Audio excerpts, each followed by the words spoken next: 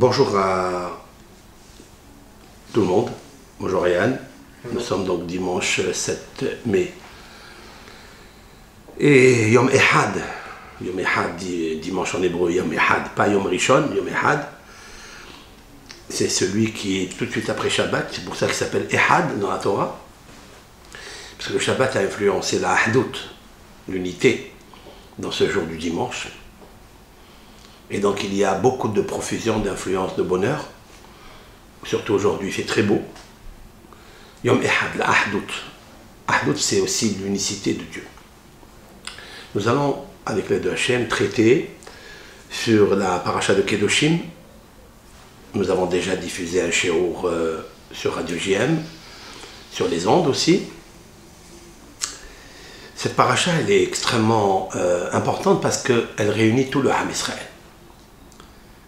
Comme l'Éternel l'a dit à Moshe Rabbeinu, Daber el kol adad bnei Israël. Parle à toute l'assemblée d'Israël. Il me semble que lorsque intervient cette phrase, el kol adad bnei Israël, la Shekhinah, elle est à 100% avec eux. Il y a des termes dans la Torah qui sont associés à la résidence de la Shekhinah. Et il y a des niveaux dans cette résidence de la Shekhinah. Dans le Kodesh HaKodashim, dans le Saint des Saints, il est marqué Uchvod Adonai Ma'ale et Mishkan. Et l'honneur de Dieu remplit le Mishkan. Moshe Rabbeinu ne pouvait pas rentrer à ce moment-là.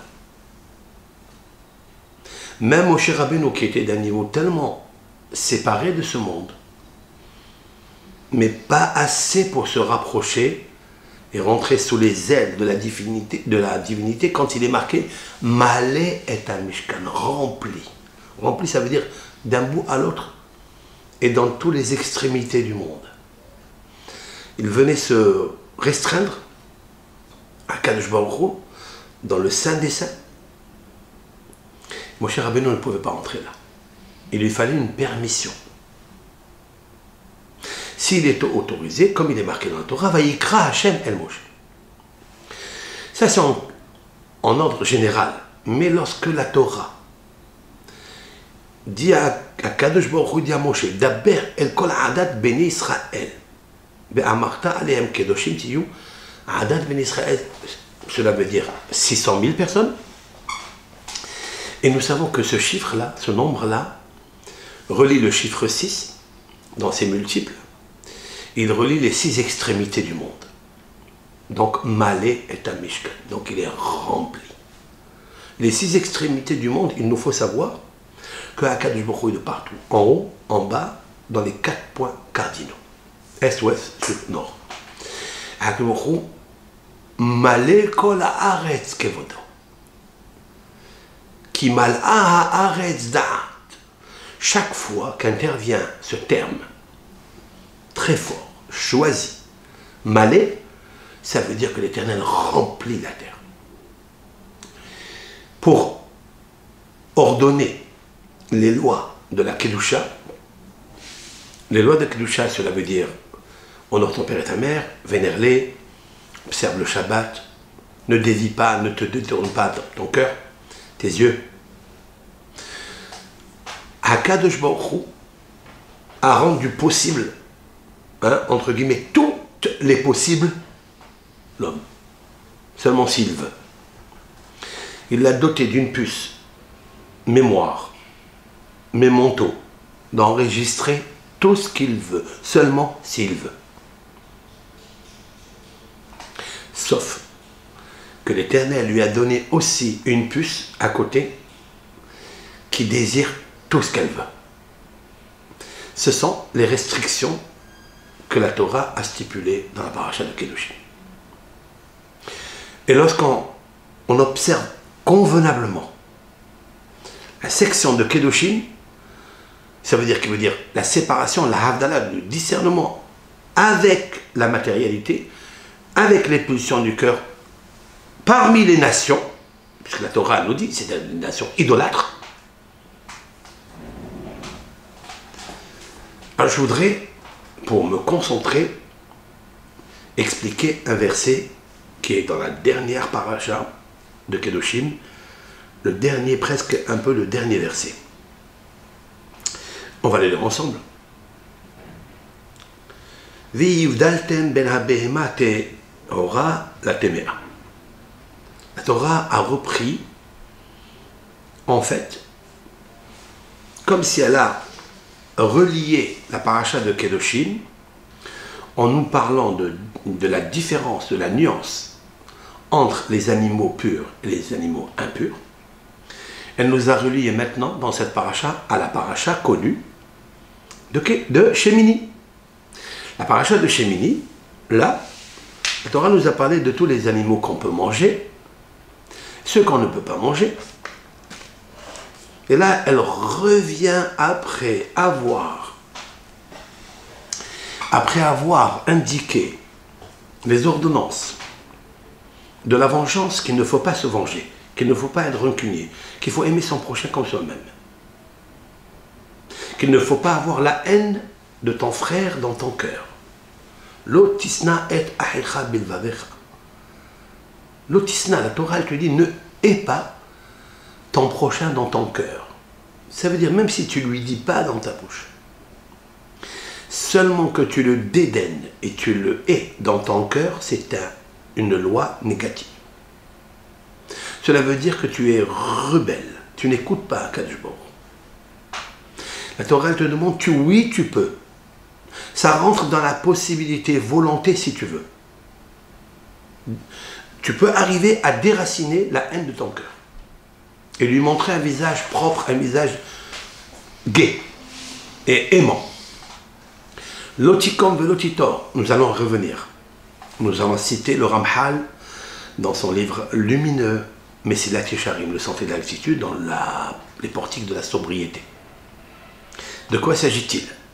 Est-ce qu'un homme, c'est possible qu'il ne se venge pas?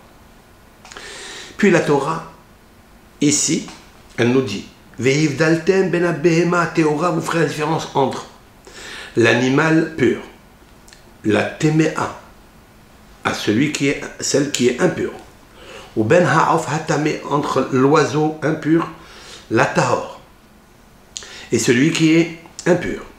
Velo teshaketsu et nafshotechem ba-behema ou ba'of, ne rendez pas abominable, dégoûtant vos âmes.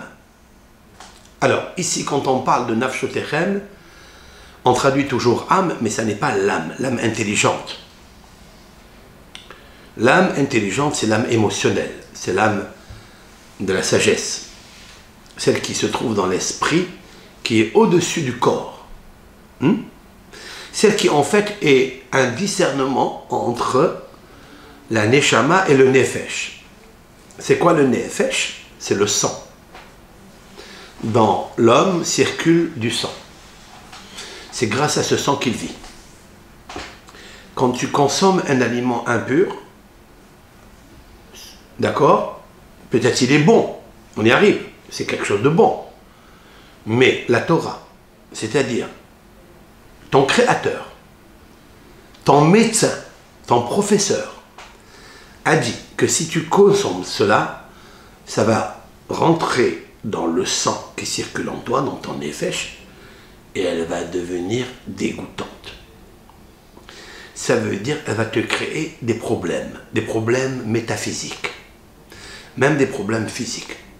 On sait très bien qu'aujourd'hui, les crustacés, les crevettes engendrent l'hépatite B. Oui. Aujourd'hui, même les scientifiques le reconnaissent. Et donc, la Torah dit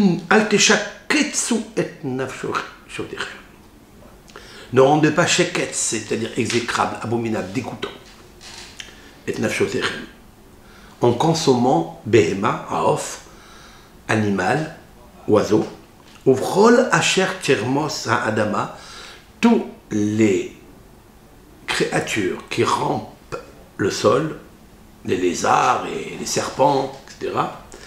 Asher yivdalti lachem, ceux dont je t'ai déjà expliqué l'ordonnance de te séparer de parce qu'ils te rendent impur.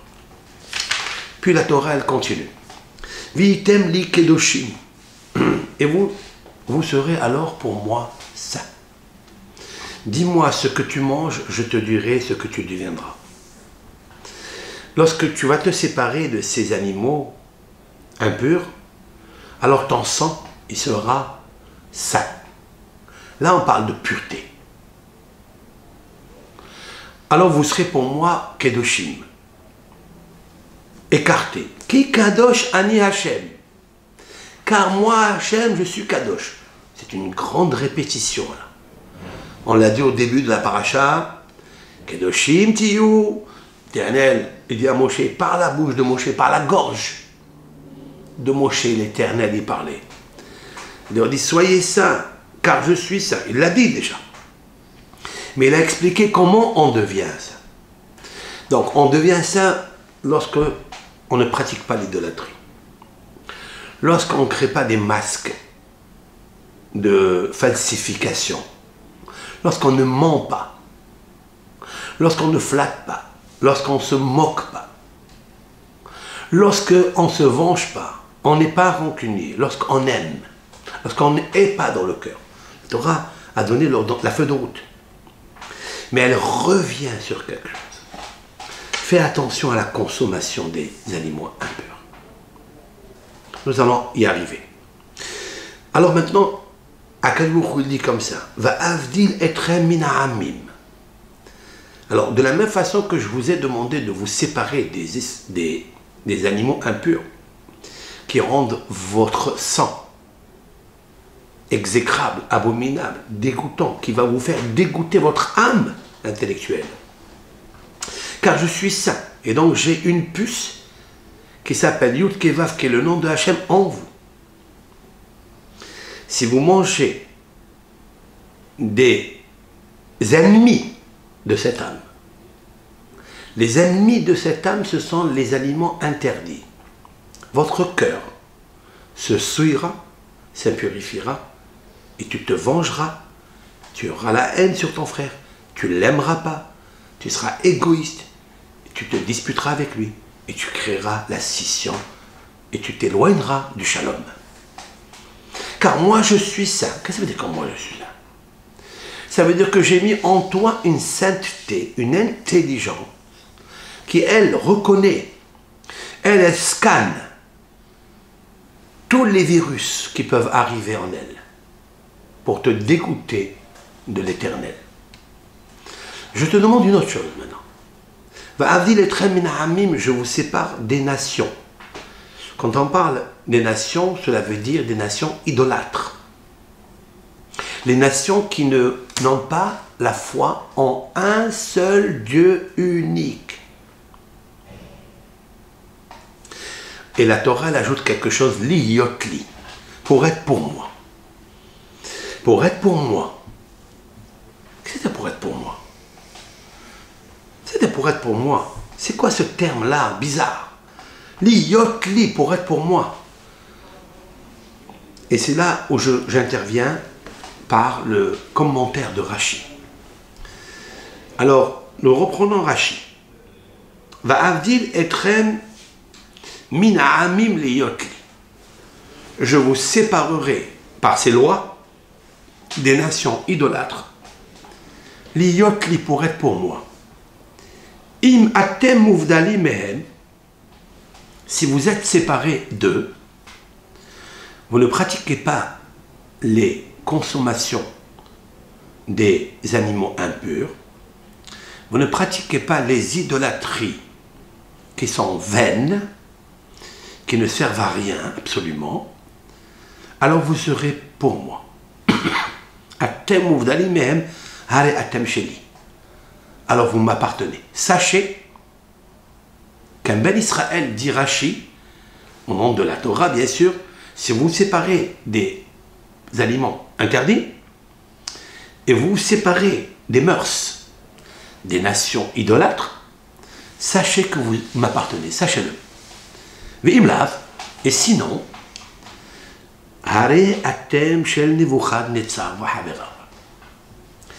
vous appartenez à Nabucodonosor Nabucodonosor et ses camarades. Ça veut dire Haman, Titus, tous les exils qui suivent Babel. Autrement dit que le peuple d'Israël a consommé des aliments interdits qui ont souillé leur sang, et c'est la raison pour laquelle ils ont commis pour le premier temple dans sa destruction 3 choses: l'adultère, l'idolâtrie et le meurtre. Vous appartenez à Nebuchadnezzar et ses camarades. Quand il dit ses camarades, Rachid, j'ai à l'idée de dire Haman. Lorsque Haman est arrivé, il a décrété la loi d'éliminer du vieux jusqu'au nourrisson dans le ventre de sa mère. C'est parce que nos sages ont dit Amarabi Shimon Bar Yochai.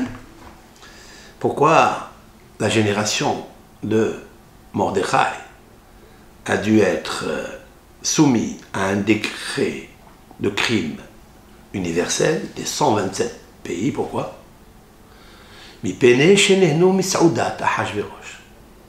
Parce qu'ils ont profité de la Saouda de Hajverosh. Comprends-le comme tu veux. Il y a beaucoup de midrashim. Il y a qui ont dit qu'ils ont bu du vin non cachère. Il y a qui disent qu'ils ont regardé des femmes. D'accord? On n'a pas besoin d'expliquer. Elle est non cachère, d'office. Ils ont regardé, ils ont profité.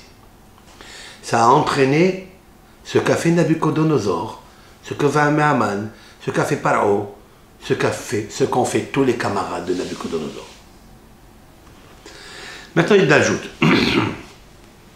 Amar, tu as compris? Rabbi Elazar ben Azaria Omer. Je suis dans Rashi. Rabbi Elazar ben Azaria, donc ça fait 2000 ans. Mais Naïm Shelo Yomar Adam, et c'est là où je commence mon cours. On va lire un Rashi ensemble, tellement intéressant, qui va être peut-être une méthodologie, comment calmer son Yetzer Hara. Parce que c'est bien tout cela. C'est bien que la Torah nous dit, ça c'est interdit, ça c'est interdit, ça c'est interdit, ça c'est interdit. Mais Rabbi, Akadosh Baruch Hu, Ribono Shel Haolam, il fallait me rendre ange. Tu as mis dans ce monde des tentacules, des pièges, des trébuches. Tu m'as mis à moi le Yetzer Hara. Tu m'as mis un Yetzer Hara dur, fort, un ange. Tu me dis, écoute, tu regardes et tu ne profites pas. Tu regardes une, je sais pas, une pizzeria non cachère, tu as une vitrine de charcuterie non cachère, tu me dis, hey, c'est bon, mais ne profite pas. Attendez, mais donne-moi la feuille de route. Tu me dis, c'est bien la Torah. Mais la Torah, c'est difficile d'étudier. Réellement, c'est difficile. Si on compte au bout des doigts les gens qui étudient. Mais il faut une force insoupçonnée pour qu'ils puissent étudier.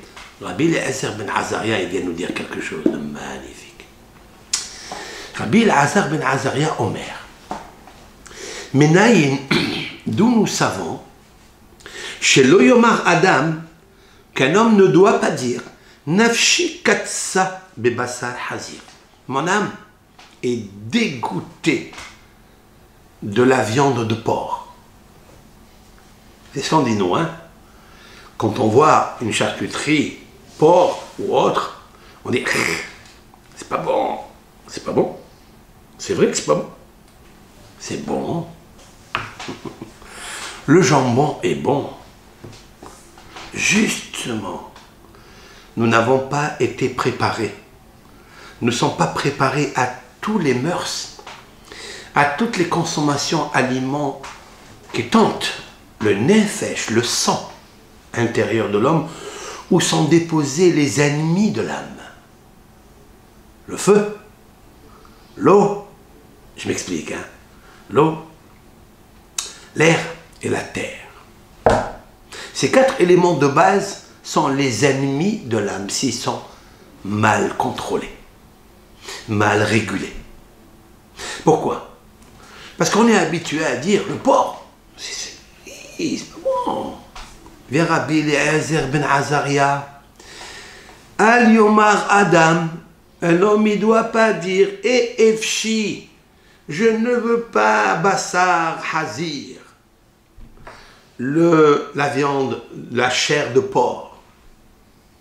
Et Efshi l'ilbosh kil aïn, je ne veux pas. C'est dégoûtant de mettre le lin et la laine ensemble, car il est interdit de porter un vêtement où sont tissés, tressés, brodés, le lin et la laine ensemble. Ça t'aurait m'interdire, c'est pas bon. Aval, Yomar, Efshi. Aval, mais Yomar, il dit Efshi, je veux. J'ai envie. Quand je regarde une vitrine de charcuterie de porc, de viande non cachère, j'ai envie de grossir. Allez. J'ai envie. Parce que c'est vrai. J'ai envie. Laisse-toi exprimer cela. J'ai envie. Avar liomar efshi. Rabbi Eliezer, c'est pas moi, hein. Ouma et essai. Mais que faire? Va'ani. Pardon. Ouma et essai. Ve'avi sheba shamayim gazar alay. Mais que ferais-je alors que mon Père céleste a décrété sur moi de ne pas manger? Voilà la façon comment il faut se conduire. L'Éternel, mon Père du ciel, mon Créateur, m'a interdit. Il a décrété. C'est un décret. Talmud Lomar, dont je le sais, l'Écriture nous dit-elle, va avdir etrem min ha'amim liot li. Je vous sépare des nations pour être pour moi. Qu'est-ce que ça veut dire pour être pour moi? Shetehe havdalatrem mehem.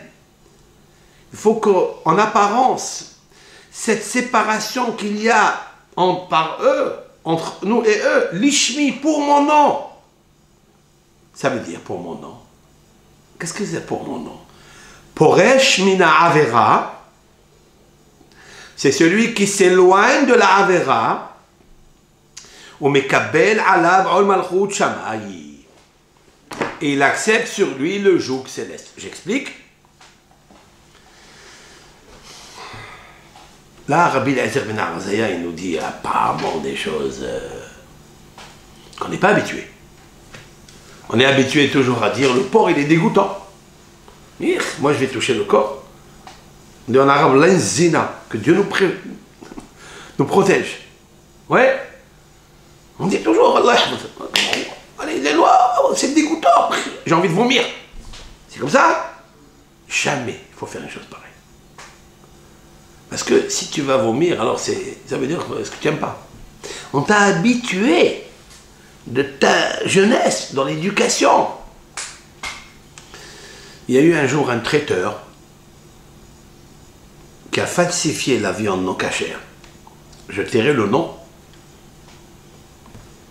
Puis après, il a fait teshuva, c'est vrai. Mais c'est difficile de faire teshuva dans ce sens-là. C'était un boucher, traiteur. Il lui manquait, je ne sais pas combien de parts, c'est un grand mariage. Il lui manquait des parts, il est parti. Il a acheté des gigots de porc. Il les a préparés comme des noix de veau, je ne sais pas comment ça s'appelle ça, des noix de veau. La noix de veau. Il a fait valoir, que c'était cachère. Les gens, ils ont mangé. Ceux qui ont mangé le porc, la part de porc, ils ont mangé, c'était bon, ils ont dit, ah, vous êtes un traiteur magnifique. Ils ne se sont pas dégoûtés du tout, ils ont vomi, ils n'ont pas vomi. C'est bon. Le jambon est bon. C'est ce qui nous apprend Rabbi Eliezer. Ne dis jamais au Yetzerara qui est en toi, le sang qui est en toi, qui a l'envie, le désir d'avoir du plaisir. Parce qu'il trouve une bonne pizza, il n'y a pas, le cachère est fermé, il n'y a que comment on appelle ça, la roulotte, là, qui vend la pizza. Et cette pizza, elle est mélangée avec du suif, la graisse interdite, pour la rendre grasse, pour la rendre molle, je ne sais quoi. Qu'est-ce que tu dis toi? Tu dis, tu la manges, tu vomis pas. Pourquoi? Parce que tu n'as pas accepté la méthodologie de Rabbi Eliezer ben Azariah. Ne dis jamais que cela c'est pas bon, c'est dégoûtant. Dis c'est bon, je sais que c'est bon. Mais l'Éternel, mon Dieu, a décrété sur moi de le faire. Tu dois accepter la notion de l'interdit, parce qu'il est un décret dogmatique. Ne cherche pas à comprendre. Voilà comment tu dois t'habituer. C'est ça que la Torah nous dit. C'est par toi des nations. Mais tu vas me dire, mais pourquoi? Les nations, ils le mangent, c'est bon. Toi, tu le manges, c'est bon. Ne dis pas, c'est pas bon. Okay. Parce que si tu te conduis comme ça, c'est vrai qu'il y a des choses qu'on est habitué dans notre subconscient depuis notre jeune âge, dans l'éducation. Et tous les bénis Israël, c'est comme ça. C'est que le porc, c'est pas bon. C'est vrai. Mais les porcs, ce n'est qu'un interdit. Les crustacés, les crevettes et le langouste, ce sont que des détails. Mais qu'est-ce qu'il advient lorsqu'un autre péché intervient? C'est-à-dire une femme très belle, filiforme. Qu'est-ce que tu dis là? Quand elle apparaît devant toi et quand elle marche devant toi. Et tu ouvres tes yeux comme les yeux du hibou et de la chouette. Tu fais chouchou. Qu'est-ce que tu fais là? Tu dis, je vais vomir. Si tu te conduis parce que je vais vomir, et je veux pas, hein, pourquoi quand le mannequin, la déesse, la miss, elle se présente à toi avec tous les robes, je ne sais quelle robe, quelle filiforme? Qu'est-ce que tu dis? C'est dégoûtant? Je vais vomir? Tu dis pas ça. Je t'ai pas de dire c'est bon. Ne dis pas c'est bon ici. Ça, c'est pas bon du tout. Mais qu'est-ce qu'ils te disent, les tzarara? Les ennemis de l'âme, qu'est-ce qu'ils disent? Où sont les ennemis de l'âme? Ils sont en toi. Qui a créé ces ennemis? C'est l'Éternel, lui. Hachem. Hachem, s'il te plaît, je veux te comprendre. Tu m'as interdit de faire ça et tu m'as mis à l'intérieur de moi ceux qui sont l'antithèse. Quoi faire? Je te demande une seule chose. C'est très bon. J'ai envie. Dis-le. Tu es un homme, Habibi. Habibi, ne te leurre pas d'illusions. Tu es un homme. Mais tu dois dire Avi Sheba Shamayim Gazar Alay. L'Éternel qui est dans le ciel, mon Père que j'aime, qui m'a demandé dans la Torah quelque chose. Il est une mitzvah de la Torah qu'on répète tous les jours, 2 fois par jour. Shema Israël Adonai Eloheinu Adonai Ehad. Comprends Israël et accepte que l'Éternel est un. Il est notre Dieu et c'est lui que je dois écouter. Qu'est-ce qui est marqué immédiatement après? Ve'ahavta, tu aimeras, et Adonai Elohecha, l'Éternel ton Dieu, ton Créateur, ton Père Céleste, Bechol levavecha, de tous tes cœurs. Bien expliqué, c'est tous tes cœurs. Levavecha, il y en a 2. Ou prend nafshecha, de tout ton âme, c'est-à-dire ton sang. Ou prend meodecha, de tous tes moyens. Meod, c'est l'argent, les moyens. Ou bien meod, mida, mida, mesure. Tout ce qu'il te fait à Kadosh Baruch Hu, mesure pour mesure, accepte-le et aime-le. Alors je vais reprendre maintenant ce que nous lisons tous les jours, et la mitzvah du jour, c'est le Kriyat Shema. Quand on vient dans ce monde, on lit le Shema, et quand on quitte ce monde, on fait aussi le Shema. Tu as accepté sur toi que l'Éternel, il est un. Tu l'as accepté? Oui? Tu le dis? Est-ce que tu comprends ce que tu dis? Oui. Donc s'il est un, et t'a demandé de m'aimer de tous tes cœurs, on va expliquer, c'est quoi les cœurs? Il y a 2 cœurs ou il y a un seul cœur ici? Il y a Un. Allez-y au laboratoire, ouvrez le cœur, regardez, il y a un. La Torah, elle a fait une faute d'orthographe ici. Elle aurait dû dire, tu aimeras l'Éternel, ton Dieu, bechol libecha, de tout ton cœur, au singulier, le vavecha. Il y a un petit trait entre le bet et le bet, vous voyez? Le vavecha. Dans le dikdouk, dans la grammaire, il est très intéressant de souligner pourquoi ce petit trait, hein, qui est debout entre le premier bet et le deuxième bet. Tu dois mettre une séparation entre le cœur gauche et le cœur droit. Il existe dans l'homme un cœur gauche, ce sont les pulsions du Yetzer Hara. Ces pulsions s'infiltrent dans le sang de 248 os. Là-bas est posée toute la négativité, le sang, le nefesh. Tu m'aimeras, Hachem, de tout ton cœur. J'explique. Quand tu as besoin de te venger, quand tu as besoin de regarder quelque chose d'interdit et de le fixer, au point où il te monte de l'orteil jusqu'à la chevelure, et tu es parfumé et entouré par ce fantasme, je te demande de t'arrêter. Tu veux m'aimer ou pas? Alors d'un côté c'est un amour et d'un côté c'est un décret. Si tu t'habitues à aimer Dieu par le décret, tu l'aimeras même quand tu comprends, même quand tu comprends pas, même quand c'est dogmatique. Je te demande de t'habituer à ça. Mon Yetzer Hara, il me dit aime. Je lui dis c'est vrai, j'aime.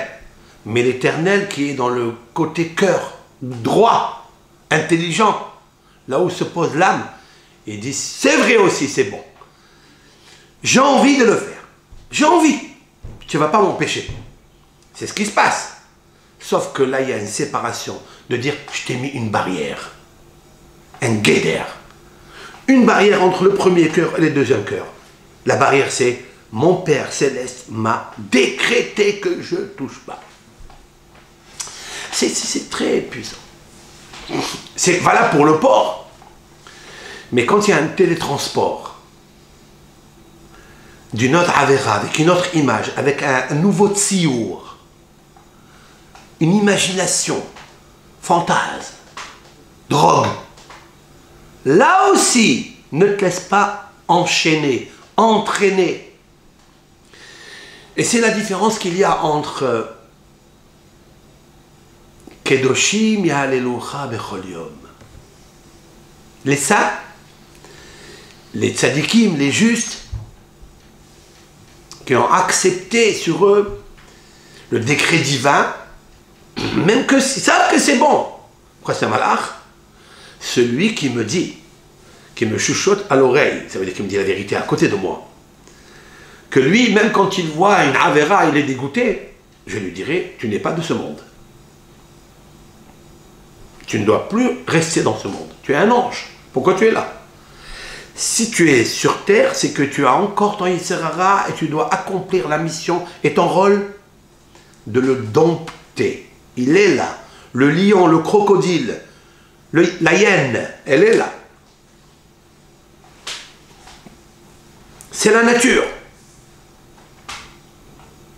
Chasse-la, elle revient au galop. C'est comme ça. Ne dis pas que j'ai pas envie. Dis j'ai envie. Parce que c'est la réalité, c'est le émet, c'est vrai. J'ai envie. Mais j'ai le bon Dieu qui m'a interdit. Si tu t'habitues comme ça, tu aimes l'Éternel. Ça, c'est une petite préface que je viens de faire. Maintenant, commençons le cours. C'est valable aussi quand il y a un litige pécunier entre deux protagonistes. Vous croyez, et vous semble, que c'est difficile d'avouer la vérité, à qui appartient véritablement l'argent. Deux personnes s'associent, achètent un immeuble. Puis l'un s'investit plus que l'autre. Mais l'accord est de partager les bénéfices. Il monte à l'un d'eux, c'est peut-être légitime, mais ce n'est pas juste et vrai, de se permettre et de s'autoriser des permissions, plus que l'autre. Puis le dernier le sait, est informé, il se met en colère, il se dispute, ils font la scission, on va chez le Dayan, le Dayan condamne là, n'accepte pas. Il lui dit, bon, tu veux pas, viens, on va chez la justice de la ville, du pays, celle qui n'est pas de la communauté. Il n'accepte pas. Il ne veut pas. Très bien. Quelques années passent, cette personne vient voir un rave. Il dit, rave, vous savez, j'ai des histoires, j'ai des problèmes. Faites-moi une bracha. Quelle bracha? Sur quoi? Tout ce que je fais, je perds. J'investis ici, ça coule. Je plante une rose, il me sort un clou. Ça ne marche pas. Dans quel domaine? Vous perdez des sous, d'argent? Oui. Et le rave tisse avec lui le canevas de l'histoire. Savoir qu'est-ce qu'il advint dans telle et telle affaire que tu avais, etc. Ben il dit, non, moi c'est moi qui ai raison. C'est moi qui ai raison. Très bien, si tu as raison, pourquoi le ciel ne te protège pas?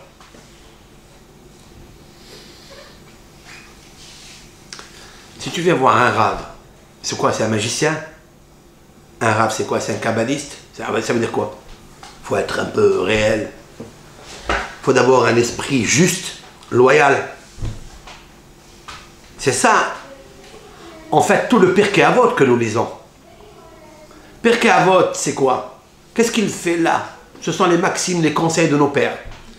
Des conseils, il y en a, même chez les nations, il y a des conseils extraordinaires. Il y a le Bartinora. Abi Obadia, c'est un commentateur du Pirkei Avot, de la Mishnah, en général. Il a demandé la question, qu'est-ce que fait tous ces conseils dans les maximes de nos pères? Ce sont des choses simples et logiques. Ce sont des bons conseils, mais des conseils comme ça existe ailleurs aussi. Il apporte un Kislucius, je ne sais pas, c'est un Chinois, qui a écrit un livre de conseils il y a 3400 ans.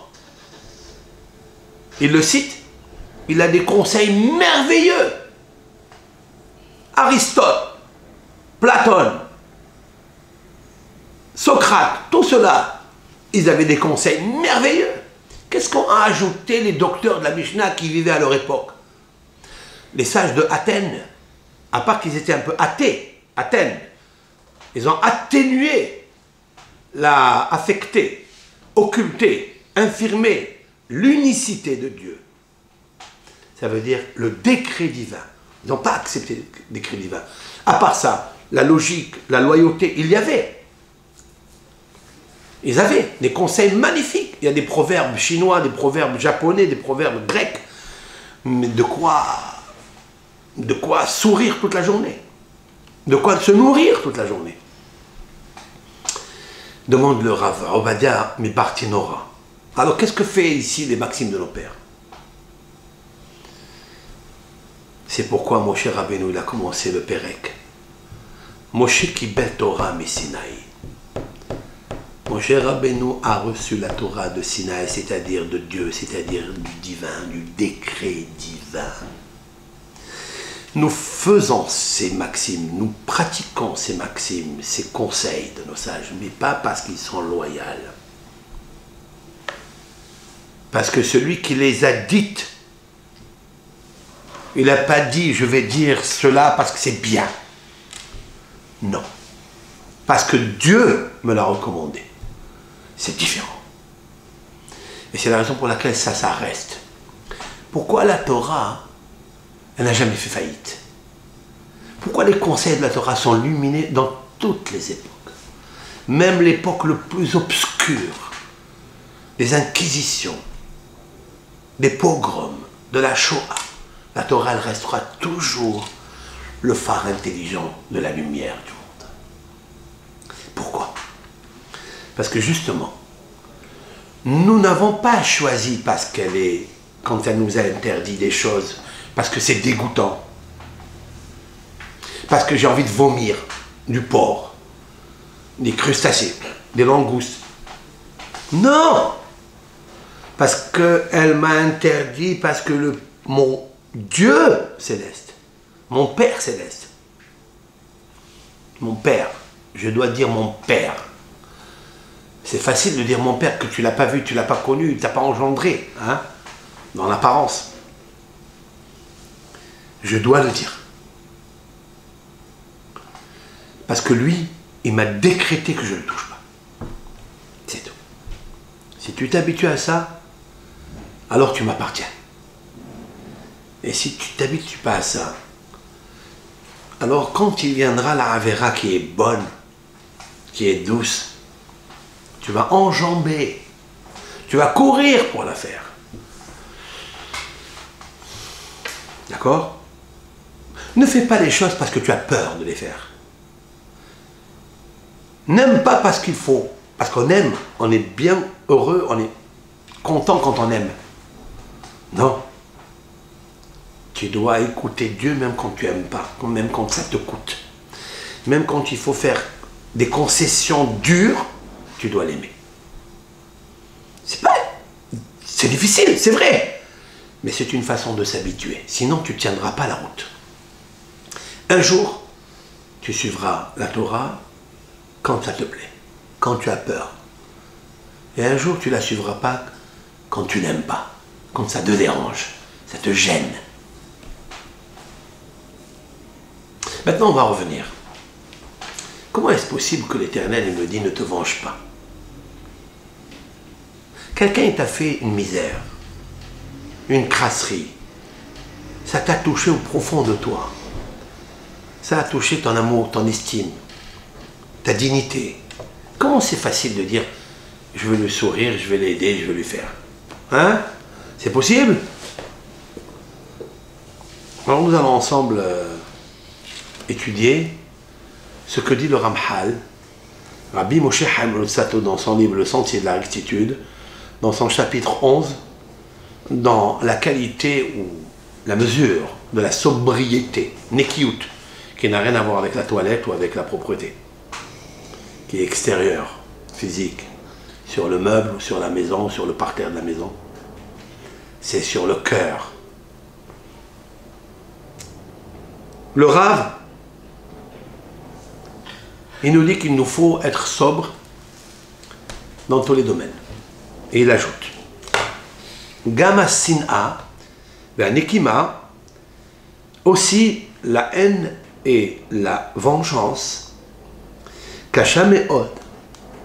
Donc je parle ici d'un rabbin qui a vécu au XVIe siècle, Rabbi Moshe Chaim Luzzatto Ramchal Zatzal. C'est très difficile d'abandonner la haine et la vengeance. Le cœur d'un homme est très faible.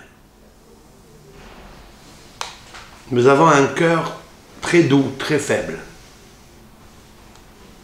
On ne peut pas accepter que quelqu'un nous fasse une crasserie et ne pas réagir dur. Qui a Adam? Pourquoi c'est dur? Qui a Adam? Parce que l'homme, margish, il sent, mais beaucoup, be'al bonotav, c'est offense, c'est humiliation. On mitzta'el tsa'ar gadol, et il a une grande souffrance. Un homme a été humilié, offensé, enfoncé. C'est très difficile. Il ressent qu'on a meurtri, qu'il est meurtri. Se venger pour lui, un nekamalo pour lui, se venger, metuka midevash. Elle est douce plus que le miel. Comment il va laisser le fiel de la honte qu'il a eue dans son cœur imprégné? Il a envie de sortir ce fiel en se délectant par la vengeance qui est du miel. Kihi menuhato levada.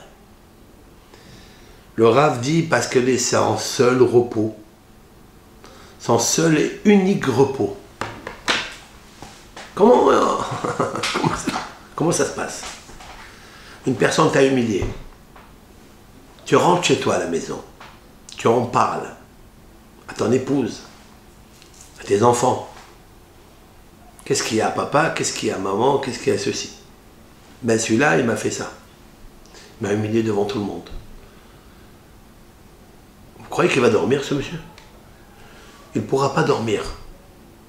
Il ne pourra pas se reposer. Il n'a plus de tranquillité, il n'a plus de paix. Il ne peut pas prier. Il ne peut pas sourire. Quel est son seul repos et tranquillité? C'est lorsqu'il va lui rendre la monnaie à l'autre, se venger et lui faire rentrer le fiel du poison dans son cœur. C'est normal. C'est son seul repos. Alken. Alors qu'est-ce qu'il y a? C'est la raison pour laquelle dit la Torah. Lorsqu'il a la force, et là on demande de la force. Je ne sais d'où il va la puiser, cette force. Lorsqu'il aura la force d'abandonner ce que sa nature l'oblige, et il laisse passer, il concède. Et il ne hait pas celui qui a éveillé en lui la haine. Il ne se venge pas de lui lorsque s'occasionnera. Parce qu'il attend toujours le moment propice, occasion, où il le fait. Et il ne va pas le faire quand il est seul. Il le fait quand il peut. Il abandonne. Il ne doit pas lui prêter rancœur. Et là, seulement. Et hakol ishkah. Nous sommes ici dans le portique de la sobriété, la nekiout. Ça veut dire qu'après cela, il y a la périchout. C'était des portiques basés sur le conseil le recueil de Rabbi Pinhas Ben Yair. L'étude de la Torah amène à la vigilance au zèle, le zèle justement à la nekiout. C'est un homme qui a déjà acquis qui est zélateur, qui est empressé quand il fait les mitzvot, qu'il aime son camarade, il fait la tzedaka vite, il met le tefillin vite, il va à la prière, vite, urgent. On lui demande vite, urgemment, enlève ce qu'il y a dans ton cœur. L'Éternel m'a demandé, j'ai envie de lui casser la figure. J'ai envie de l'humilier devant tout le monde, j'ai envie de manger le porc. Mais lui, Akadosh Baruch Hu, il m'a dit, ne le fais pas. C'est très petit. Je vais vous expliquer des choses, attendez. Aïe, aïe, aïe. Et là, et akol ishkah. Il doit tout s'efforcer pour y oublier. V'yassir milibo. Il retire de son cœur qui ilou lohaya, comme ça ne s'est pas produit. Comme s'il n'y avait pas cette affaire entre eux. Hazak ve'amitzu. Quel compliment il lui fait le Ramhal. Hazak ve'amitzu. C'est un homme puissant. C'est un homme héros. C'est un héros. Et Zéo Gibor. Qu'est-ce qu'il nous a enseigné Benzoma dans le Pirkei Avot? En quoi consiste un homme fort? Hakovesh et Yitzro. Celui qui dompte sa pulsion de la haine, de la vengeance, de la rancœur. Oublie, comme si ça ne s'est pas produit, ça ne s'est pas passé. Tu es un homme fort. Tu es Hazak, mais un mythe. Tu es puissant. et digne. Mais le Rav, il nous dit quelque chose d'extraordinaire. Véhu, cette chose-là, de concéder, de laisser passer, sans y faire attention, d'oublier,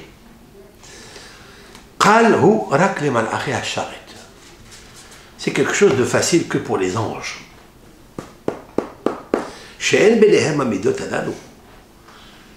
Les anges n'ont pas de vengeance, ils n'ont pas de porc à côté d'eux, ni de viande non cachère, ni des tentations sexuelles.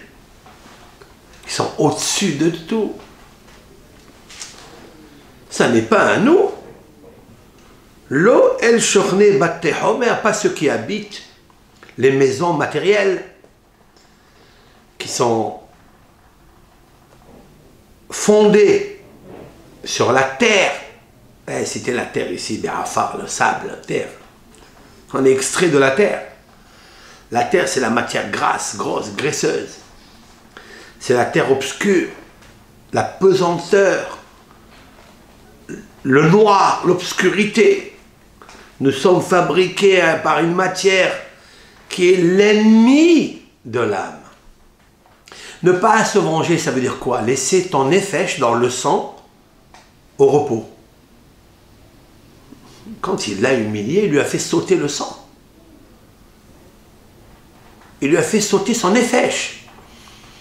Elle est partie dans tous les endroits du corps. Il est devenu blanc. Blanc. J'ai envie de le rendre à l'autre transparent, translucide. Je vais l'humilier. J'ai la canonnière pour le bousiller complètement. Hein, j'ai envie. Parce que c'est normal. Je suis né extrait de la terre, matériel. J'habite la matérialité. Il y a en moi des ennemis de l'âme. C'est bien pour les anges tout ça. Et c'est vrai. Mais c'est la vérité. Je reviens à la méthodologie, à la feuille de route de Rabbi Elazar ben Azaria. Mais c'est vrai que c'est difficile. Tu dois le dire que c'est vrai. Mais, Omnam, le Rabbi dit, Gzerat Melech, mais c'est le décret du roi éternel. Et si tu me dis que c'est pas vrai, le Rabbi dit, les versets de la Torah sont explicitement ouverts à la lecture. Ce Sefer Torah que tu prends le jour de la danse de la Torah, Simchat Torah, et tu danses avec, tu jettes des bonbons dessus, tu jettes des parfums dessus, tu es tellement heureux. C'est dans ce Sefer Torah qui est marqué dans la péricope de Kedoshim, Lo tisna et achicha bilvavcha. Ne hais pas ton prochain dans ton cœur. Ne te venge pas. Ne sois pas rancunier. Ne sois pas rancunier avec et à l'égard des enfants de ton pays, de ton peuple. Oui, tu voulais dire quelque chose? Ouais. Non, Bilvavra, c'est dans tes cœurs alors aussi. Mais Bilvavra dans tes cœurs, oui. Oui, Bilvavra. Oui.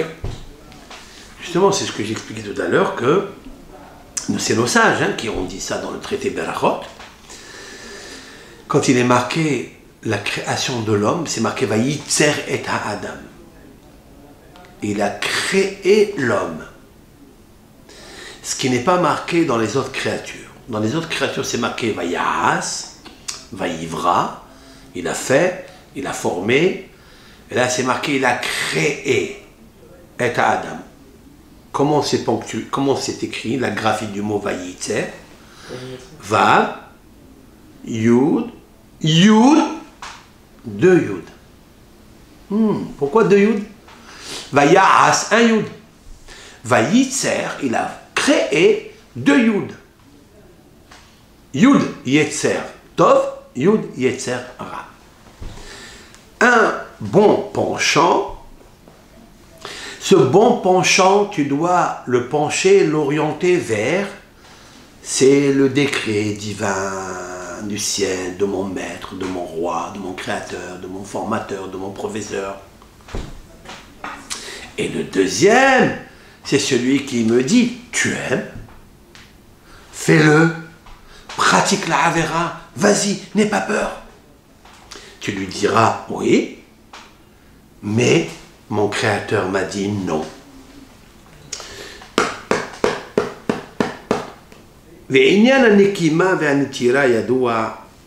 Qu'est-ce que c'est Nekima? Qu'est-ce que c'est Netira? Torah dit, ne te venge pas, ne sois pas rancunier. Alors, Nekima, c'est quoi Nekima? L'imnoa mea mehetiv, c'est de faire, d'empêcher, d'économiser, de faire du bien à celui qui n'a pas voulu te faire du bien ou à celui qui t'a fait du mal. Quelqu'un t'a fait du mal. Quelqu'un ne t'a pas fait du bien, quand tu lui as demandé, toi tu fais, bon, stop. Moi aussi. Interdit. C'est drôle, hein, c'est drôle, c'est vrai que c'est drôle. C'est révolutionnaire tout ça. On n'aime pas tout ça. J'ai envie de ne pas lui faire. Il ne m'a pas invité au mariage. Il n'a pas invité mon fils. Il m'a invité à moi, mais mon fils qui est chez moi, il ne m'a pas invité. Ben, j'inviterai pas aussi son fils. C'est comme ça.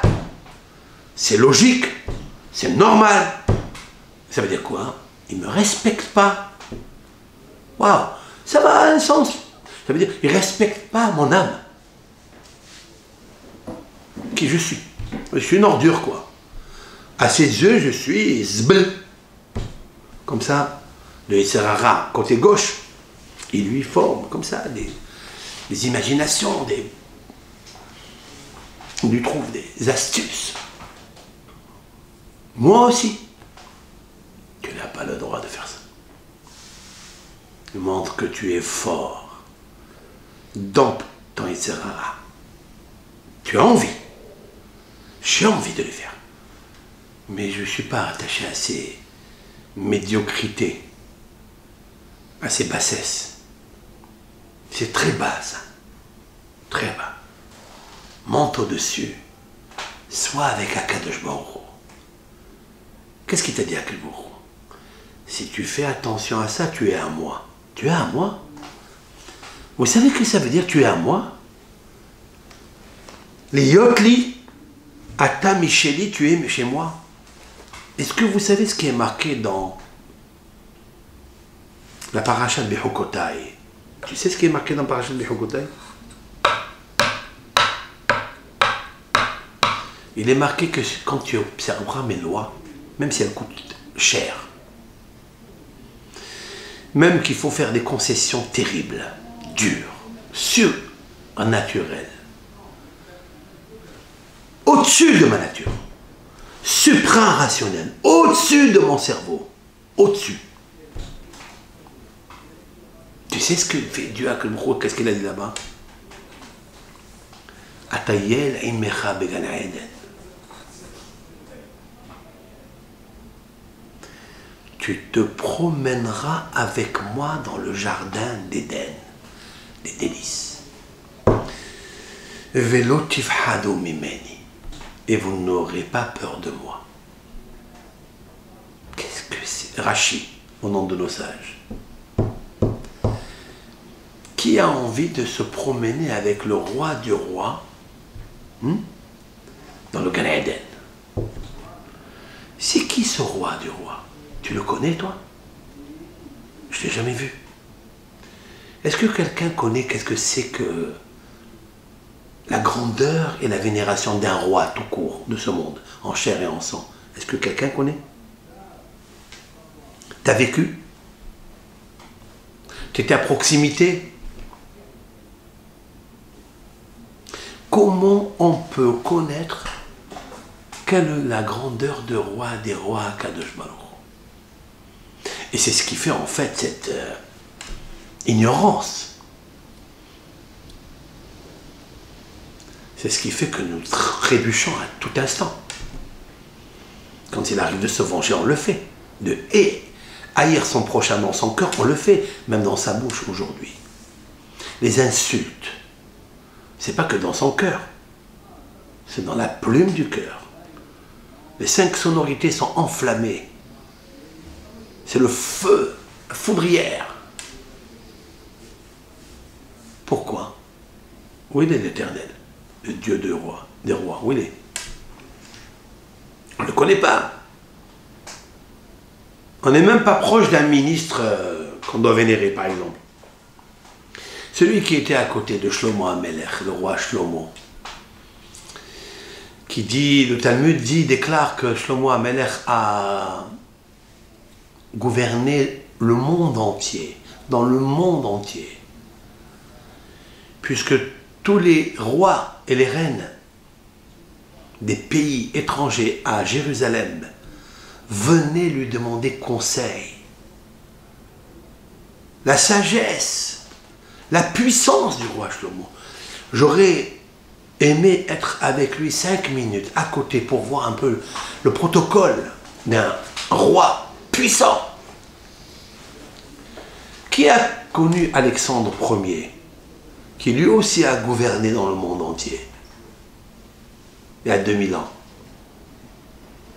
À côté de lui, qui pouvait se mettre, qui pouvait parler? On ne s'imagine pas qu'est-ce que c'est celui qui l'a rendu alors roi. Lorsqu'on voit un roi d'Israël, un vrai roi d'Israël, régné par le peuple, par Hachem, on doit dire une bénédiction. Quelle est la bénédiction? Quelqu'un voit un roi d'Israël, comme quand on voit un sage d'Israël, je formule une bénédiction avec le nom de Dieu. Baruch ata Hashem Elokeinu melech haolam, shehalak mechochmato li re'av. Source de bénédiction Hashem, maître du monde, qui a partagé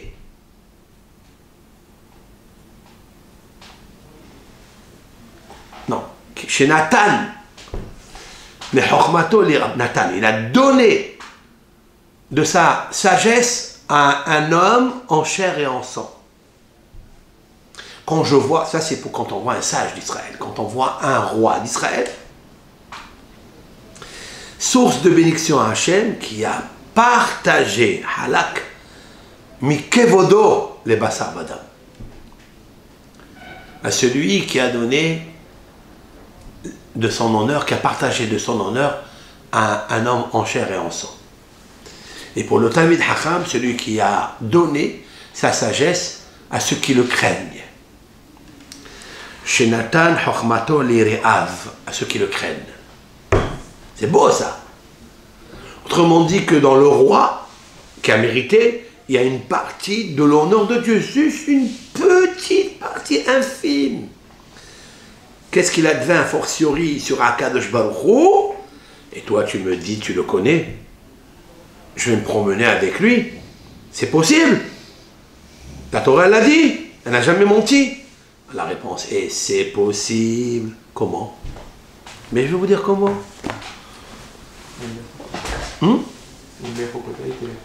Si tu suis mes préceptes, ça veut dire quoi?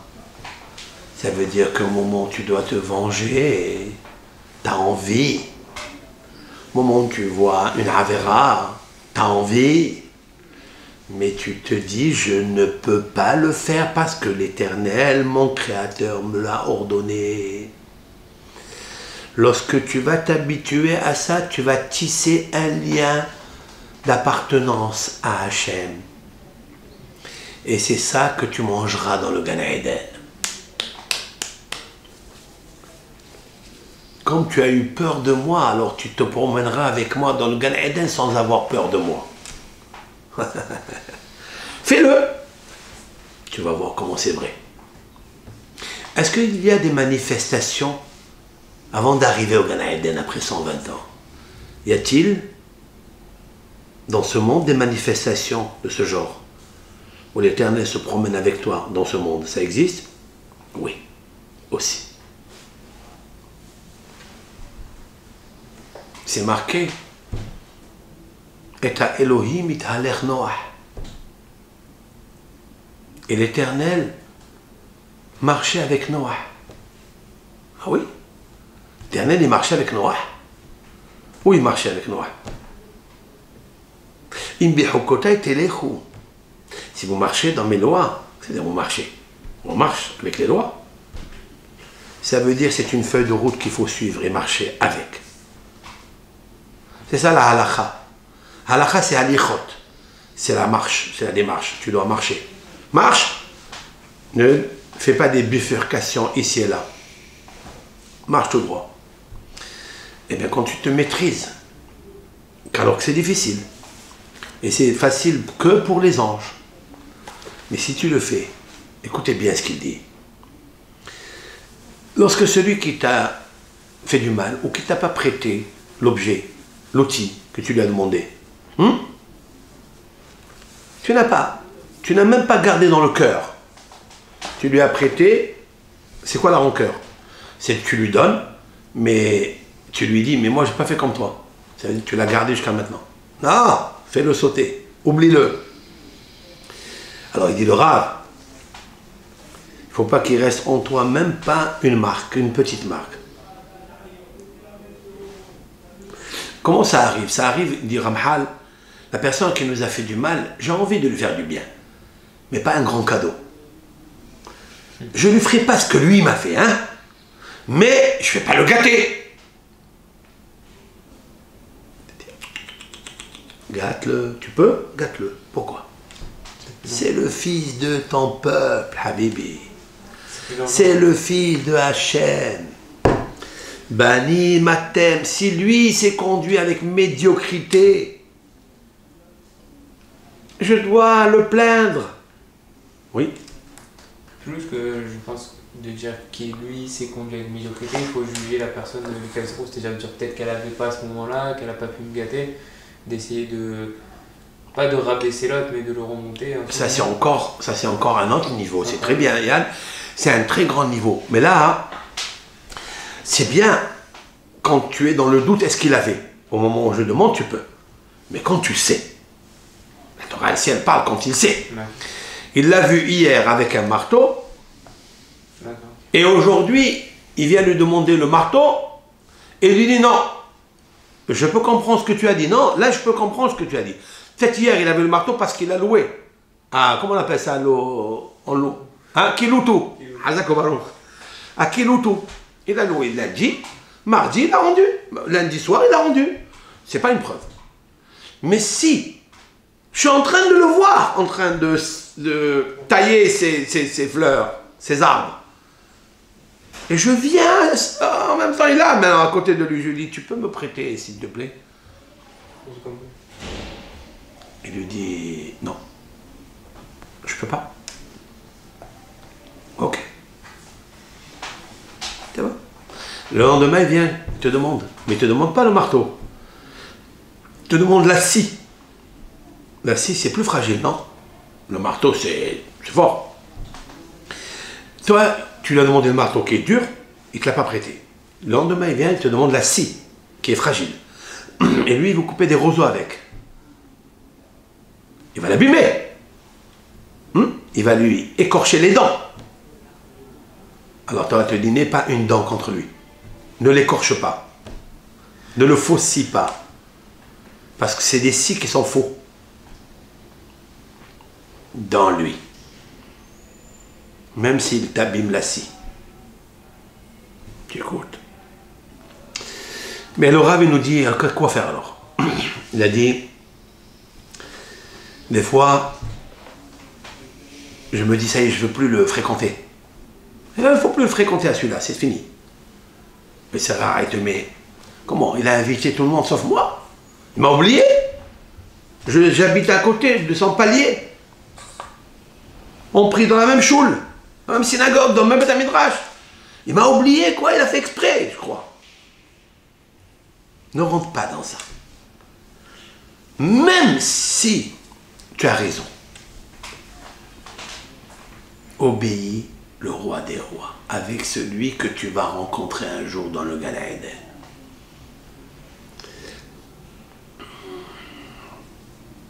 Ne lui montre pas que tu es son ennemi. Montre-lui que tu es son ami. Et le Rav nous dit comme ça, il y a beaucoup d'astuces, comment le Serrara nous éloigne de la personne qui nous a fait du mal, ou qui n'a pas voulu, qui a fait des différences entre les uns et les autres. Il a dit comme ça, Aken ba'a Torah, c'est la raison pour laquelle la Torah est venue. Elle a inclus un principe général universel où toutes les mitzvot de la Torah négatives s'y posent.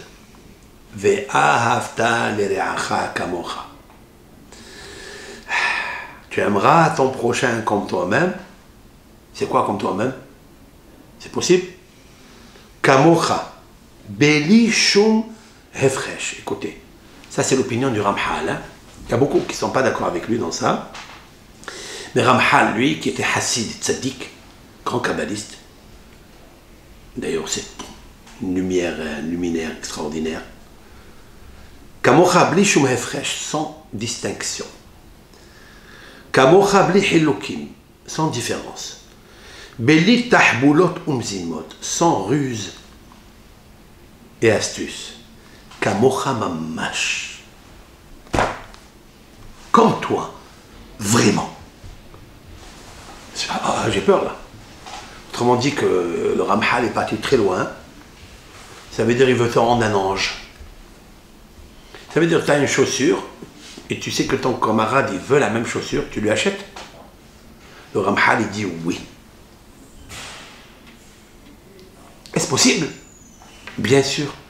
C'est dans les possibles. C'est dans les possibles.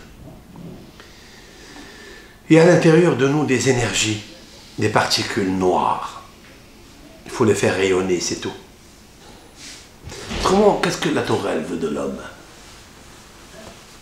Elle a créé l'homme avec des sentiments d'orgueil, de vengeance, avec toutes les imperfections, et elle lui demande de devenir un ange. Ben pourquoi elle lui demande des choses pareilles? Si elle lui demande une chose pareille, c'est parce qu'il va mériter beaucoup plus que ça. Il deviendra un ange pour se promener avec Akadosh Baruch Hu dans le Gan Eden. Atayel imachem be Gan Eden. Je me promènerai avec vous dans le jardin d'Éden. Cette phrase, elle m'a calqué, elle m'a imprimé. C'est possible? Oui. Le premier homme, Adam Arishon, il est écrit dans le Midrash Kohelet, l'Ecclésiaste, que Akadosh Baruch Hu s'est promené avec Adam Arishon dans le Gan Eden, immédiatement après sa naissance, avant que Ève ne soit créée. Il lui dit, regarde, mon fils, tout ce que j'ai créé, c'est pour toi. S'il te plaît, par amour, je te demande de m'obéir, de ne pas me détruire ce monde.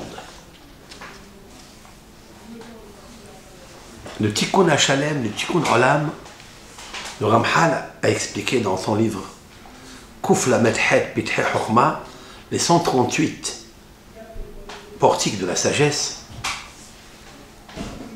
Le Tikkun Olam, c'est-à-dire la perfection du monde, de l'homme. Parce que l'homme, c'est Olam, c'est un monde. Oui, il arrivera. Pourquoi il a écrit 138 chapitres de sagesse? Pourquoi? Parce que 138, c'est la valeur numérique Menahem. C'est la valeur numérique Tzemach. C'est la valeur numérique Tzemach, Metzah, le front. Tzemach, c'est le Mashiach qui s'appelle Tzemach. Comme il est marqué, Hineni Mevi et Avdi Tzemach.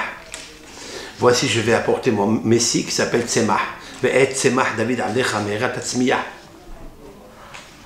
Le dernier va faire rayonner, va faire pousser. C'est une pousse.